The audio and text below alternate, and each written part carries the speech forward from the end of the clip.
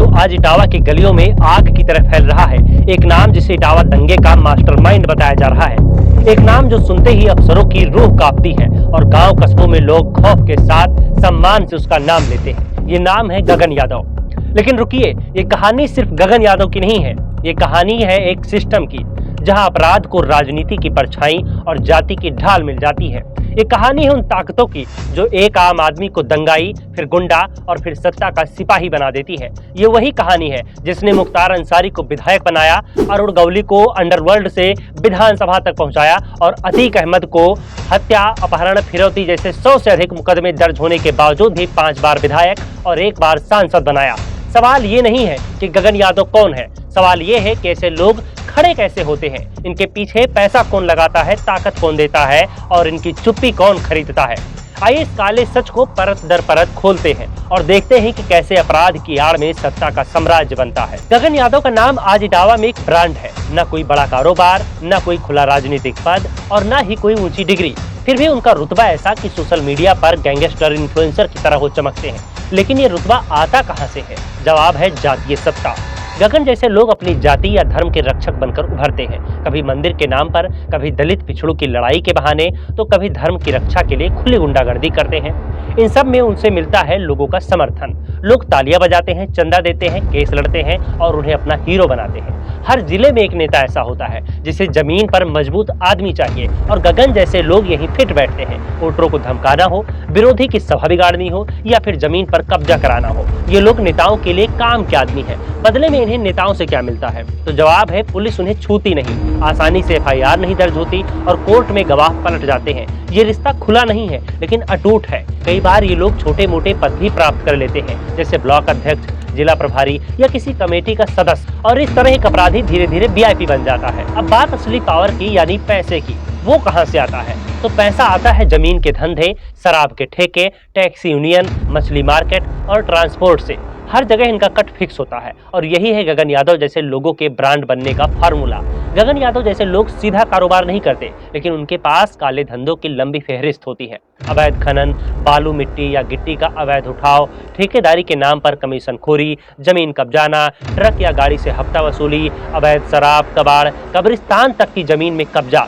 इनसे पैसा नगद आता है जो कि ट्रेस नहीं किया जा सकता और इससे टीम बनाई जाती है, नेता को चढ़ावा दिया जाता है और जनता में पैसा बांट दिया जाता है। और गांव के लड़के सोचते हैं कि भाई के साथ रहेंगे तो सिक्योर रहेंगे। पुलिस वाला सोचता है इनसे टकराने का मतलब है सस्पेंशन और नेता सोचता है ये वोट दिलाएगा। गगन यादव कोई नया चेहरा नहीं है, ये एक पैटर्न है जो देश के हर कोने में फैला है।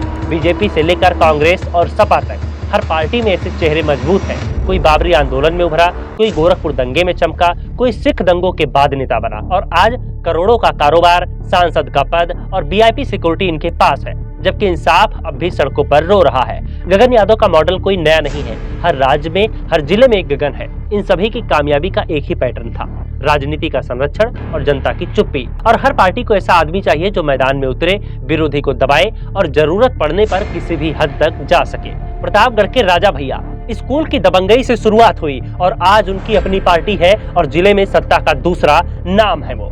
बिहार के मोहम्मद शहाबुद्दीन, मर्डर, अपहरण, फिर भी 4 बार सांसद। मुंबई के अरुण गौली, अंडरवर्ल्ड का डॉन, फिर भी विधायक। आजमगढ़ के मुख्तार अंसारी, 50 से ज्यादा केस, फिर भी 5 बार विधायक। गोरखपुर से हरिशंकर तिवारी, पुराना माफिया नेता, कई बार मंत्री भी बना। गाजीपुर से ब्रजेश सिंह, पूर्वांचल के बड़े माफिया डॉन में नाम, दर्जनों आपराधिक मामले, फिर भी सत्ता का सुख। आजमगढ़ के रमाकांत यादव, कई आपराधिक मामलों में शामिल, लेकिन हर पार्टी ने उन्हें टिकट दिया।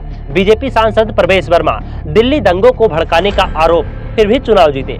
भीम आर्मी चीफ चंद्रशेखर आजाद, शब्बीरपुर कांड में हिंसा भड़काने का आरोप, जातीय अत्याचार के खिलाफ सड़कों पर प्रदर्शन और आज नगीना से सांसद। अजमल कसाब का हमदर्द बताने वाला मुंबई दंगों से निकला सपा नेता अबू आसिम आजमी आज सपा के महाराष्ट्र अध्यक्ष है और उनका बड़ा कारोबार है। प्रयागराज से अतीक अहमद, हत्या, अपहरण, फिरौती, कब्जा, कुल 100 से अधिक मुकदमे उन पर दर्ज हैं। फिर भी वो 5 बार विधायक और 1 बार सांसद रहे।